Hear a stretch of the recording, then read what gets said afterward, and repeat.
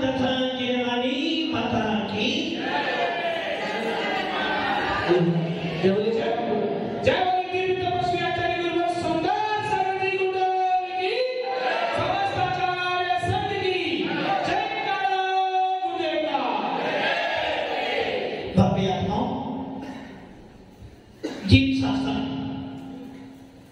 जीव शासन मतलब आत्मा का शासन, जीव शासन मतलब भगवान बनने का शासन, जीव शासन मतलब इस आत्मा में परमात्मा देखने का शासन।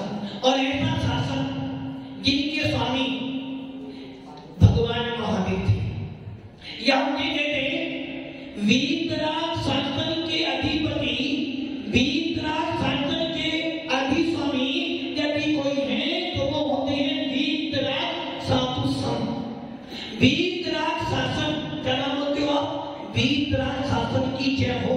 इसका अर्थ क्या हुआ कि हमारे मुनि, हमारे तीर्थंकर, हमारे भगवान वीतरागी होते हैं, इसलिए हम उस वीतराग शासन की शरण को प्राप्त करते हैं। भव्य आत्माओं, जब भी आत्मा में भगवान दिखेगा, क्या दिखेगा? जब भी आत्मा में भगवान दिखेगा या जिस जिनको भगवान को देखना है, मात्र एक ही शासन है, वो शासन है वीतराग शासन। आनंद कहां पर है? आनंद कहां पर है?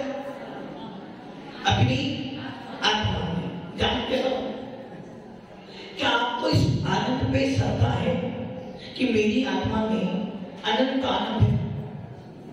श्रद्धा है? डॉक्टर साहब गलत। आपको ये श्रद्धा है कि मेरी आत्मा में आनंद है? क्या आपको ये श्रद्धा हो रहा है कि मेरे को जब भी सुख मिलेगा, मुझे जब भी शांति मिलेगी, अपनी आत्मा से ही मिलेगी, बाह्य वस्तुओं से मिलने वाली ये श्रद्धा है? क्या आपको ऐसा अटूट श्रद्धा हो रहा है कि जो मेरे पास में है, किसके पास? मेरे पास।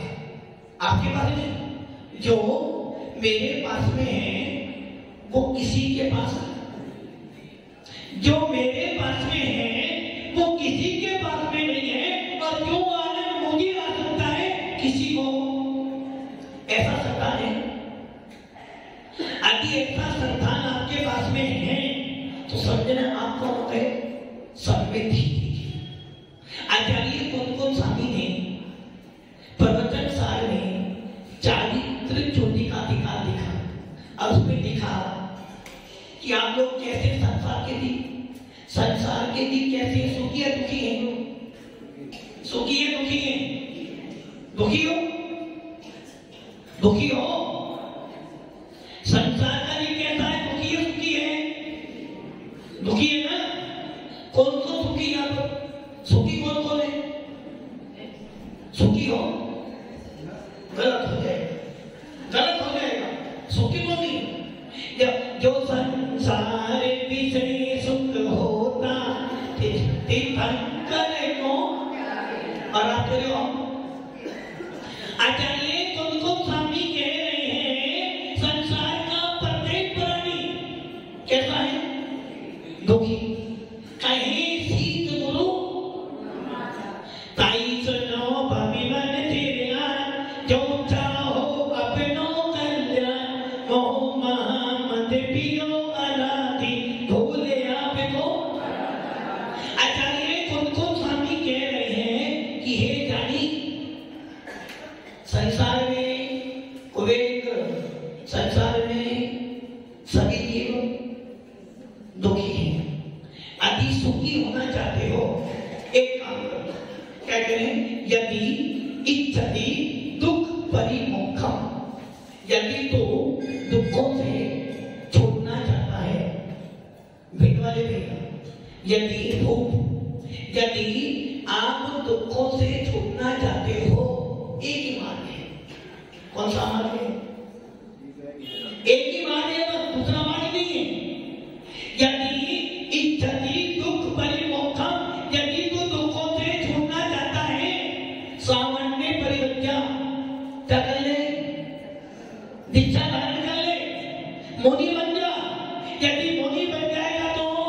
तेरे दुख हो,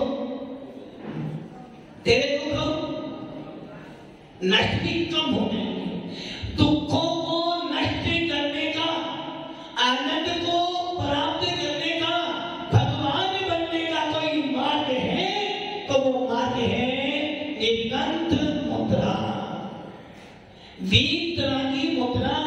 जो मुद्रा किलेंद देव ने प्राप्त की थी, उसी मुद्रा से क्या मिलेगा?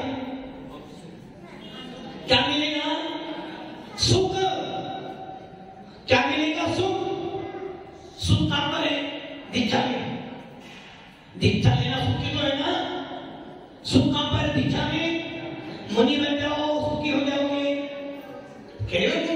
यदि इच्छति दुख परिमोक्खा नदी, तेरी दुखों से छूटने की इच्छा हो, डॉक्टर साहब, छूटने की इच्छा हो तो क्या करना? क्या करना? सामान्य को मुनि मुद्रा को धारण कर ले। महाराज जी घर वाले, महाराज जी घर वाले, घर वाले छोड़ते नहीं। कौन कौन स्वामी कह रहे हैं घर वाले नहीं छोड़ते हैं, तो घर छोड़ना चाहता नहीं। आप खाना क्या बना रहे हो? घर वाले अभी मना कर रहे हैं कि तू ये विचार कर लेना, जब ये शरीर में से आत्मा निकल जाएगी, घर वाले कहेंगे भैया जल्दी कर, बदबू आ रही है। क्या कहेंगे? जल्दी कर कांतिलाल जी, जल्दी करो, बदबू आ रही है। किसमें से? किसमें से? किसमें से? जब तक इस शरीर में आत्मा है, तब तक क्या कह रहे हैं? दीक्षा लेने के महाराज जी मेरे को बहुत भाव है कि तू क्या करें। घर वाले छोड़ते नहीं है। घाटों वाले भैया जी, घर वाले छोड़ते नहीं है। किंतु ये विचार करो, जब तक इस शरीर में आत्मा है, घर वाले मना कर रहे अभी नहीं, अभी नहीं, अभी नहीं। और जिस दिन इस शरीर में से आत्मा निकल जाएगी और लोग ने भैया 4 घंटे बाद ले जाएंगी, नहीं नहीं बदबू आ रही, ले जाओ। इसका मतलब जब तक तू काम करता रहेगा, तब तक मेरा मेरा करते रहेंगे। और जिस दिन ये शरीर निकल, आत्मा निकल जाएगी, उस दिन क्या करें? क्या करें? बदबू। बदबू किसमें से? किसमें से? भूतगल में से नहीं, पापा में से। पापा में से बदबू आ रही है, पति देव में से बदबू आ रही है, मम्मी में से बदबू आ रही है। किसमें से बदबू आ रही है? अरे जिस कर्म को तूने पति मानकर, पिता मानकर, बेटा मानकर राग किया था, अब उस शरीर में आत्मा नहीं है तो बदबू आ रही है। और पहले क्या था? तो आप सोच लो, जब तक तेरी आयु कर्म है, जब तक इस शरीर में आत्मा है, तब तक तो सब तेरे तेरे, मेरा मेरा मेरा। और जिस दिन की आत्मा निकल गई, उस दिन जलाकर आएंगे, 2 आंसू बहाएंगे, पापा के प्रति श्रद्धांजलि होगी। इसलिए ध्यान रखना, यदि दुखों से छूटना चाहते हो, एक ही मार्ग है। वो मार्ग कौन सा है? वो कौन सा मार्ग है?